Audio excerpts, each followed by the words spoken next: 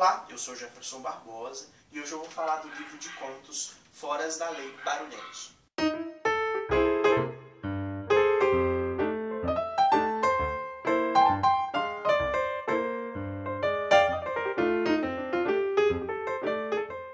Então, hoje eu estou aqui para falar desse livro de contos que saiu pela Kozak Narif.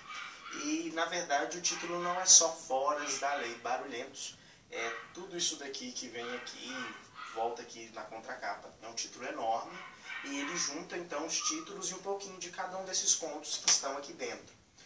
Eu me interessei por esse livro por dois motivos. Pelo projeto gráfico dele, que é esplendoroso, assim como a maioria dos livros da Kozak Narif, e pelos nomes dos autores dos contos que estão aqui.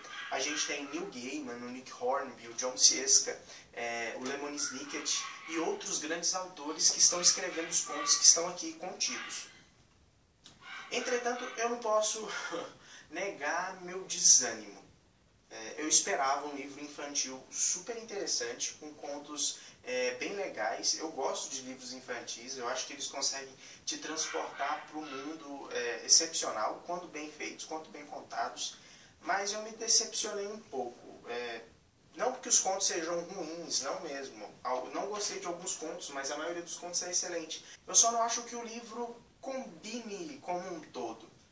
Eu acho que, por exemplo, quando você vai juntar contos de autores diferentes num livro, eu acho que eles têm que ter alguma conexão. Nesse caso, por exemplo, a temática poderia ser a temática infantil.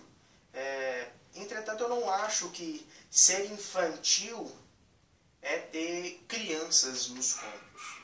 Muito pelo contrário, você pode ter crianças num conto, o livro ser protagonizado por uma criança e o conto ser extremamente adulto. Isso não tem nada a ver. Então, alguns contos que aqui estão e que são protagonizados por crianças, ao meu ver, não são nada infantis. Uma criança, 12, 11 anos, não vai conseguir depreender muitas coisas além do que a história está contando. São contos mais subjetivos do que narrativos, propriamente ditos. Mesmo para mim, que não sou mais criança, o livro não fluiu tão bem. Alguns contos são legais, claro que alguns muito subjetivos, mas eu não acho que fluiu muito. Foi uma leitura rápida, porque os contos são rápidos de ler, mas foi uma leitura arrastada, por mais que seja rápida. Sei lá, eu não me senti bem lendo os contos. Não sei se essa foi só a minha reação. Deixei nos comentários se você teve uma reação diferente, ou alguma coisa que você pensou diferente do que eu pensei. Mas os contos não funcionaram muito comigo. A introdução, por exemplo, é do Lemon Snicket e ele vai falar, então, uma brincadeira, na verdade, é uma introdução brincadeira. E eu acho que o Lemon Snicket é um daqueles que realmente sabe escrever para crianças. E a introdução é perfeitamente infantil, mas é um infantil inteligente, não é um infantil bobinho. O conto do Neil Gaiman que está aqui, infelizmente eu já tinha lido, porque saiu naquela coletânea de contos do Neil Gaiman, Coisas Frágeis 1 e 2, que eu tenho e que eu já li. E é um conto super interessante, O Pássaro do Sol, eu adoro esse conto. É bem legal, só que eu também não acho que seja um conto para crianças. Para mim o livro não consegue se manter. Eu acho que um livro, principalmente de contos, o livro de contos ele precisa ter uma uniformidade. E o livro, ele tem que tentar, o editor do livro, ele tem que tentar garantir essa uniformidade para quem está lendo. Às vezes você tem um conto muito bom e você tem um conto que é mais ou menos. Então, você coloca o conto mais ou menos entre dois contos muito bons e você tenta garantir essa uniformidade.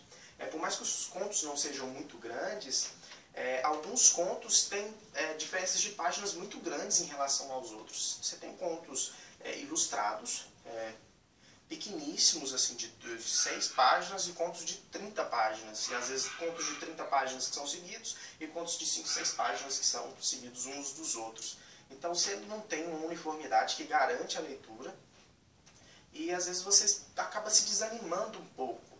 E essa não uniformidade não é só pela estrutura dos contos também, mas sim pelo conteúdo da história.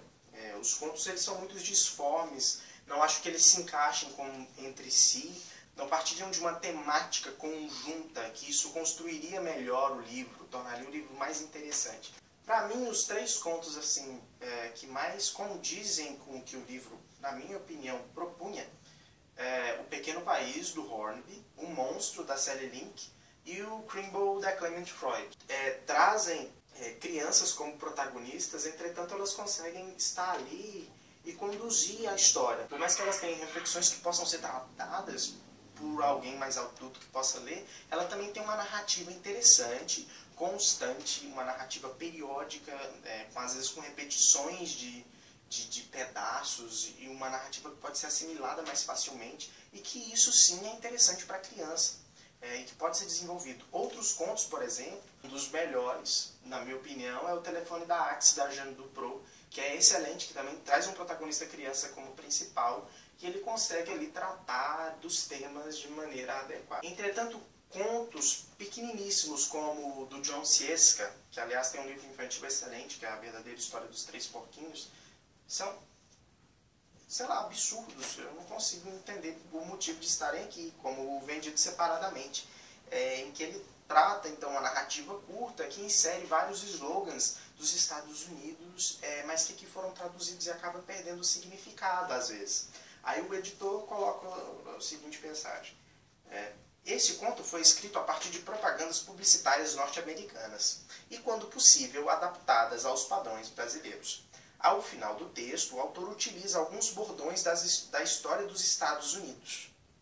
Faça uma pesquisa para reconhecê-los. Você está escrevendo um livro para crianças, infantil, cita termos históricos de outro país e pede para fazer uma pesquisa para reconhecê-los. Eu não achei a ideia interessante. Pontos positivos do livro: o projeto gráfico do livro é maravilhoso, as ilustrações são belíssimas, cada conto tem um ilustrador diferente, então você tem várias vertentes de ilustrações, vertentes gráficas de ilustração no livro.